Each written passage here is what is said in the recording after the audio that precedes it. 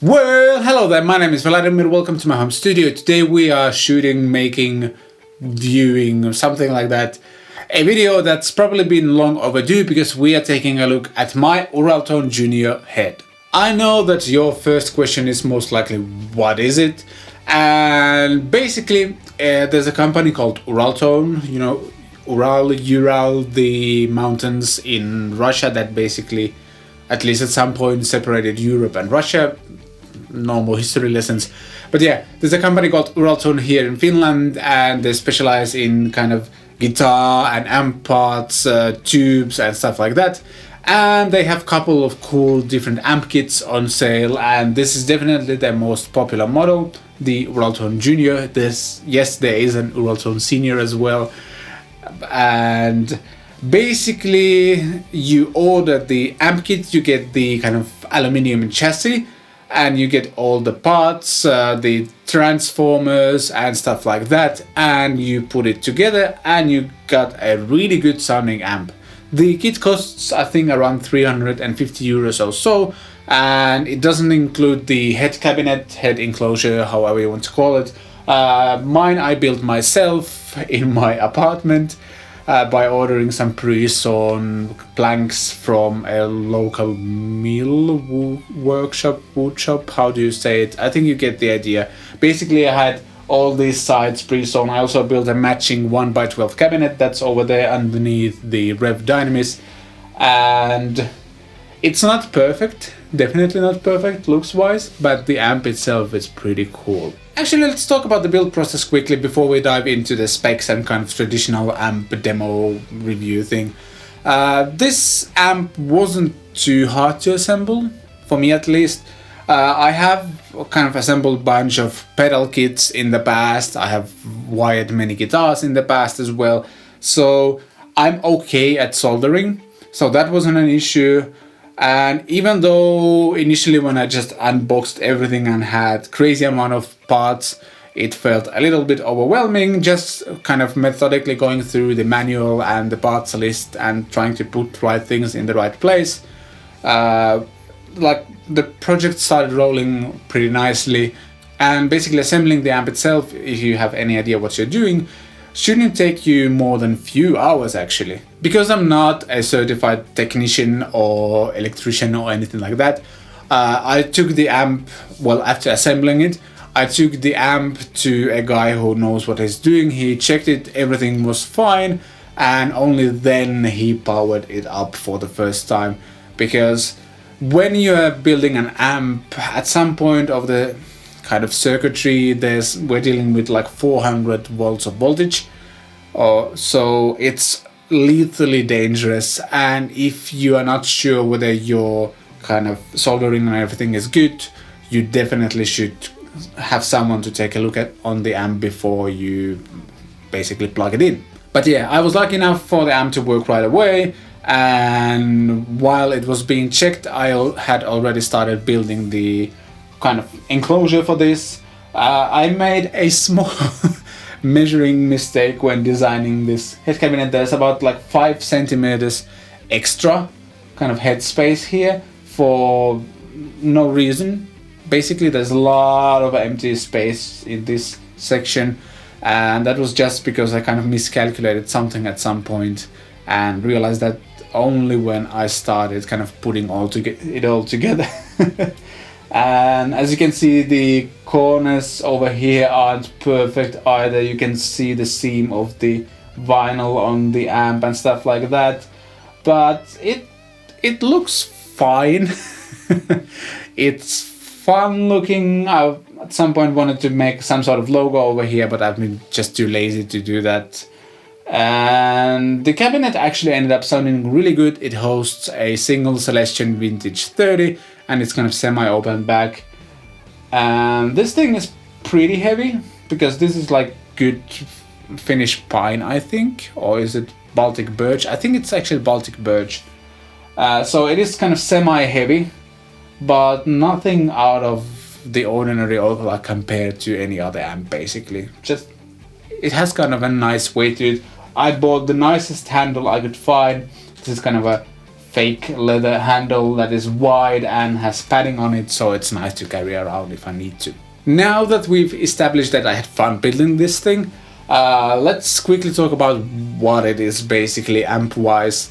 It's loosely based on a kind of 50s, 60s Fender Champ Princeton Reverb Deluxe circuitry, but having played all three of those amps at some point in my life, I think, it's not any of those really.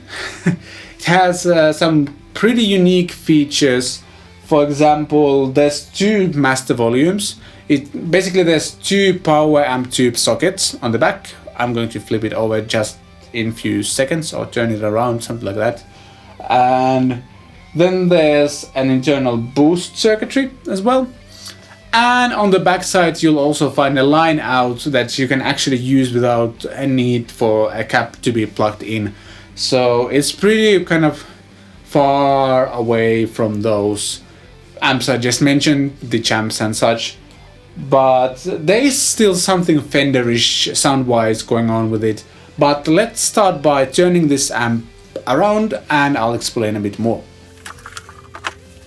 Behold the backside of the amp, and we'll start by removing this. This is the level of my woodwork in my apartment. Again, oh yeah, when I was building this thing I didn't realize that you would actually need to be able to put this amp in over there, so I made these kind of parts so I could attach the kind of backplate. I'm hitting the table as well.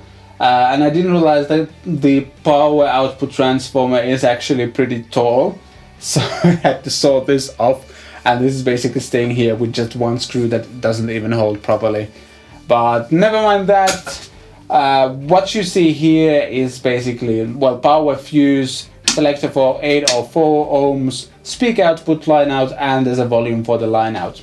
What makes this amp really unique, there are probably some other amps that do this as well, but what makes this amp pretty unique is the fact that it has two power amp tube sockets, as I mentioned, single preamp, and this is the rectifier tube, I think.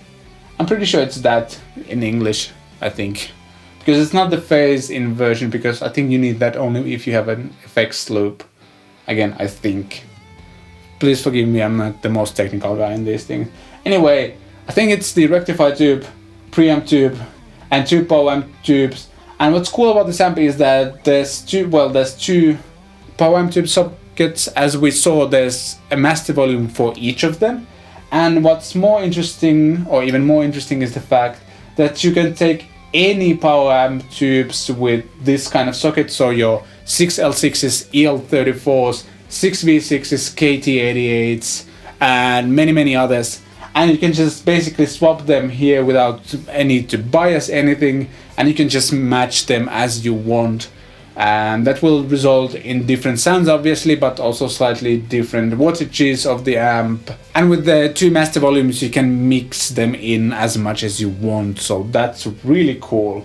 And as I mentioned, the line out can be used without you needing to plug in the speaker cable. Well, that was a bad sentence, but you get the idea. And that's really it from this side of things. Basically I could just unplug this and put another like EL34 or something like that in here, and I would be good to go, no need to do anything. So if you ever wanted to try out different power amp tubes, for example, this is a great amp to do that. So back to the front side of the amp, guitar input, that's obvious. The boost circuit, there's kind of 6 notches of this. Wait a second, 1, 2, 3, 4, 5, 6, yeah. So over here, there's nothing, like no boost, no cut, no anything like that. This is just treble boost 1, 2, 3, 4, and then there's a full range boost over here. We can check those out.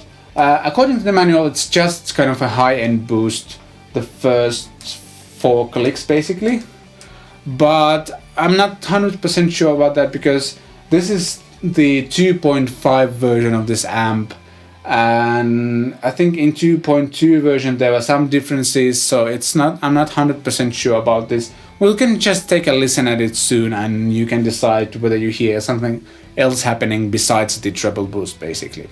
The volume and color controls affect the preamp. Basically we can overdrive the preamp if we want, or distort the preamp a little bit. Same with the color, it's kind of a tone knob, but not exactly that. Feel it adds a bit more of something. Again, we'll demonstrate it soon, and the 2 master volumes for each of the tubes.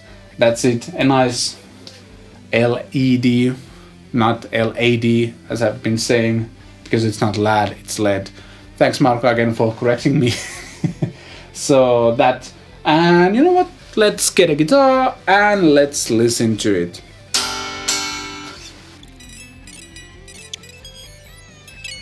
Alright, I've plugged in. We are going from the amp into the 2-notch Torpedo Live, where I'm using the closed back 4x12 by Rev amplification, pretty much the cabinet I've been using for a year now.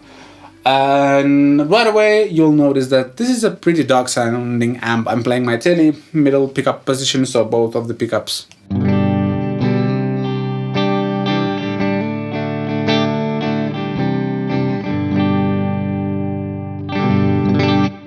By the way, any reverb you might hear or will be hearing is coming from Logic. There's no reverb or anything like that here, and no pedals or anything plugged in. Just straight from the guitar into the amp. Let's start with the volume control. So it's quiet, obviously, makes sense.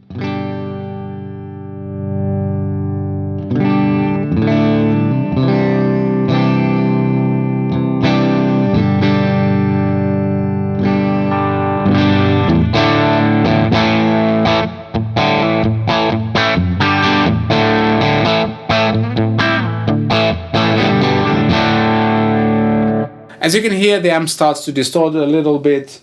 Let's back that down for now and try the color adjustment.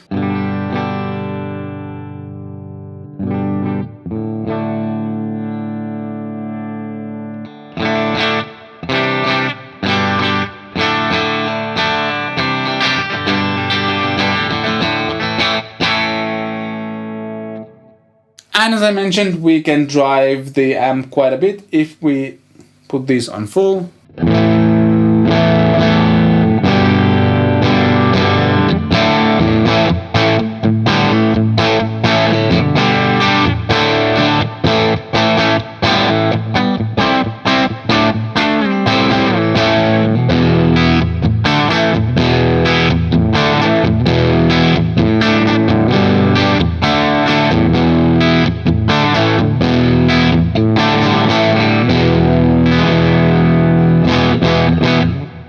To me, it sounds like an amp on the edge of breaking down. That's the term I'm going for. Let's check out the boost control while we are here. So let's back those down to a cleaner sound. No boost.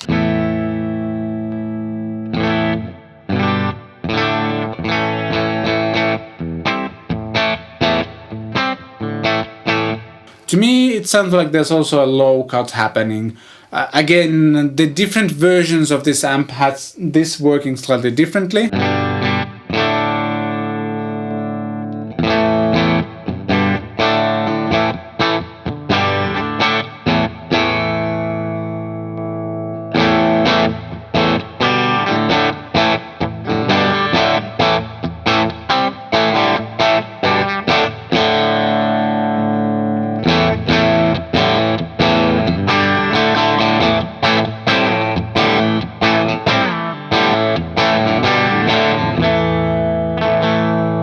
And the last one should be a full range boost.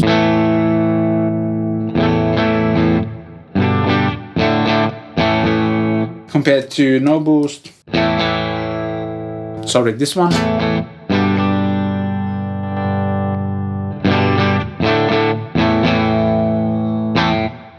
So if you wanted to know how much gain this amp basically has, in the preamp section that is, let's try it. I'll see if I need to adjust the Torpedo Live. Nope, we're good to go.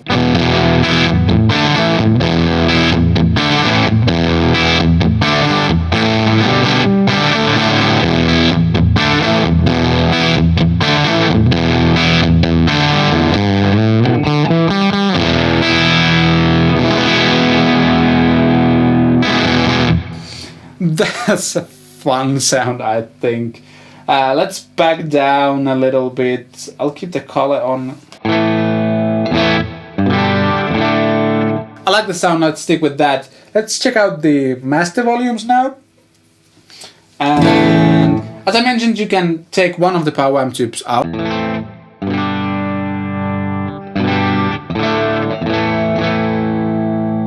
I'm pretty sure this is the EL34, and if we go the other way, we should hear.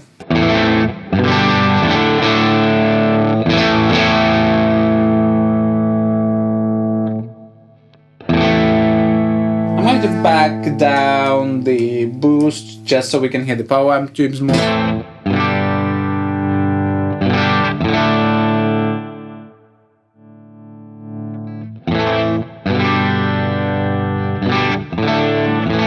No, actually I think the master number 1 is the 6L6 and the master number 2 is the EL34. There's a mid scoop happening on this too. Compared to this one.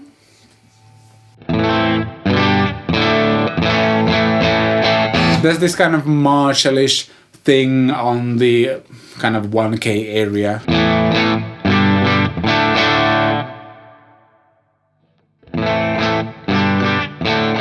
Whereas this tube seems to stay more clean.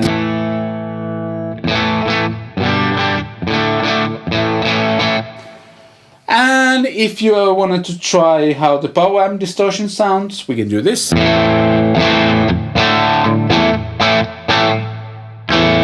Nope, I'm still not clipping.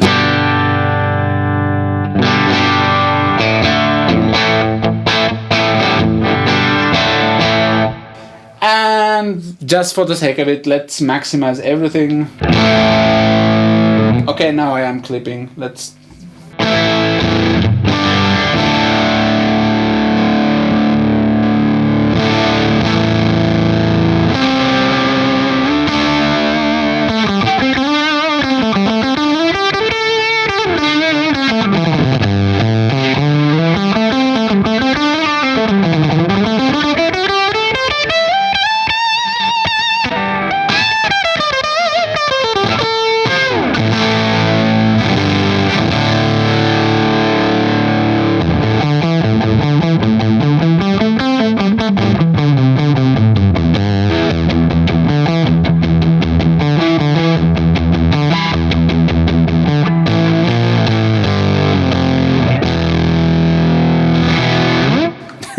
That's a fun sound. It definitely sounds like the amp is about to blow up.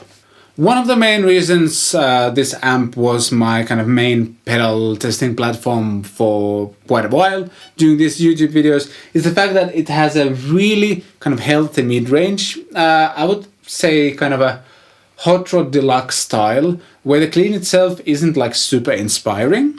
I'm about to drop the pedal on my knee. It's a nice clean.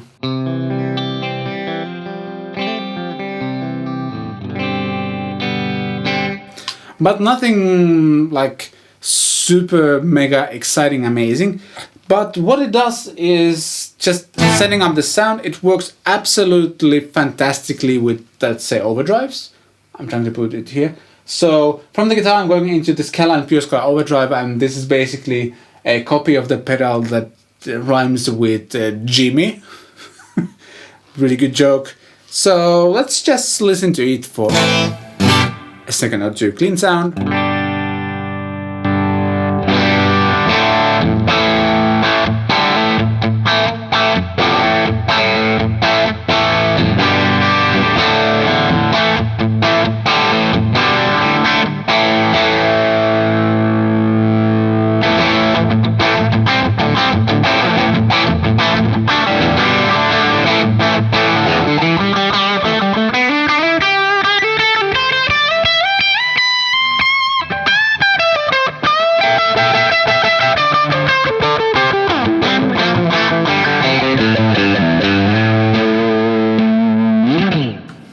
Yeah, it just works really well with pedals, overdrives, distortions.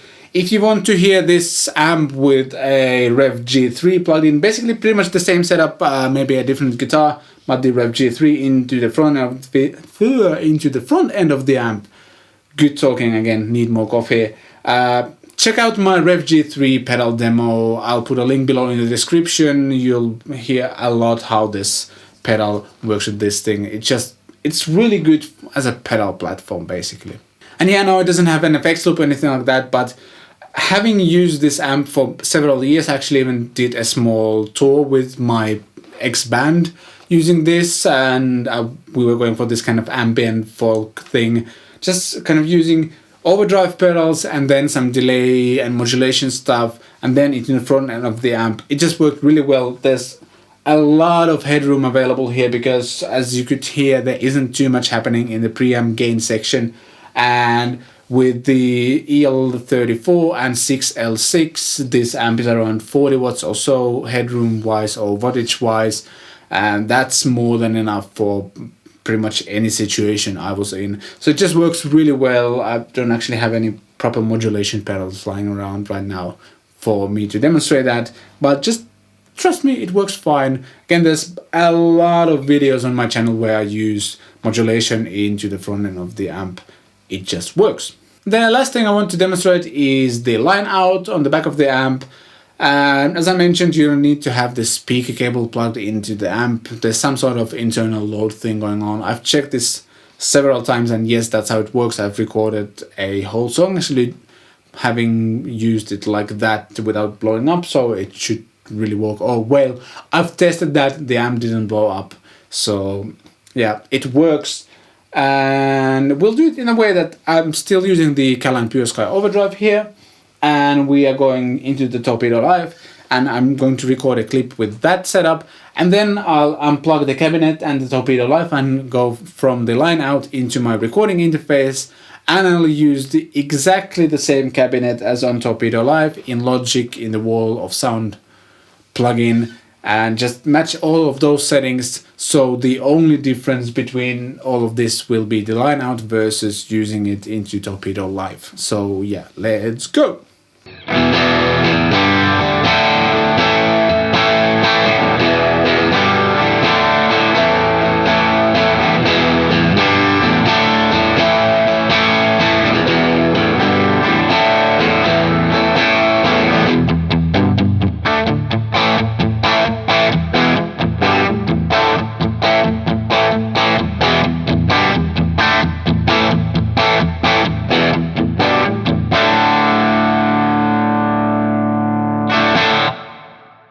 So there you have it, a really fun and actually kind of usable amp, giggable amp. I've used this live many times over the years since it was finished. I think 2014, 2015 probably. I'm pretty sure it's 2015 when this was done. And it's just a fun amp and it works well. It's not too difficult to assemble if you ever soldered anything. I don't recommend this as your absolutely first project. I suggest you try to assemble a few pedals or something like that before you dive into an amp build. But otherwise, first of all, it's not expensive, 350 euro or so. And if you don't want to deal with the woodwork, you can actually buy a pre-made housing cabinet for the amp as well when you make your order. I'm pretty sure Uraltone ships internationally, and all the manuals and everything are in English as well. I should be, at least, because they seem to have everything in English as well, so that shouldn't be an issue. Links below in the description if you want to get yours. There's also a Uraltone Jr available, as I mentioned in the beginning. That thing is interesting because it's kind of this, but I think it has 2 or 3 more channels. Or no, wait, I don't think it has more channels, but it has like a built-in fuzz circuit and an overdrive circuit and something like that, and it sounds interesting to say the least. By the way, this 3.0 model, which I have, I think I said it was 2.5, but actually this is the 3.0 version of the amp. There's some space left on the circuit board, and when I asked the guys at Uraltone what it was for, apparently there are some modifications or kind of additions available. I think you can get like a tremolo circuit on this or something like that. I'm not 100% sure, you can check that on their website, but yeah, basically there was some kind of extra space left on the circuit board or is it called the turret board, because it's not a circuit board, it's a turret board. I think it doesn't matter basically. You can modify this further if you want to, and it's nice and simple but has some cool modern features like the line out, and that's really nice. I had fun assembling it, and if you are into this kind of thing, I strongly recommend you getting one because it's just fun. By the way, this video is in no way paid or sponsored or anything like that by the company. They don't know that I'm making this. There's been this one guy who's been asking for a demo of this amp for quite a while. I hope you are happy. If you're not, let me know down below in the comments. And that should be it. Thanks for watching this video. If you found this video helpful, useful, interesting, entertaining, anything like that, consider giving it a thumbs up, leave a comment down below, let me know what you think. Please feel free to ask any questions about the amp as well. And if you want to support what I do, get yourself a Catpic Studios t-shirt by following a link below in the description as well. What else? If you haven't subscribed yet, please hit the subscribe button and the notification bell as well, so you won't miss any of my videos as they come out. Boy, that was a lot of information. Thanks for watching this video. I shall see you next time.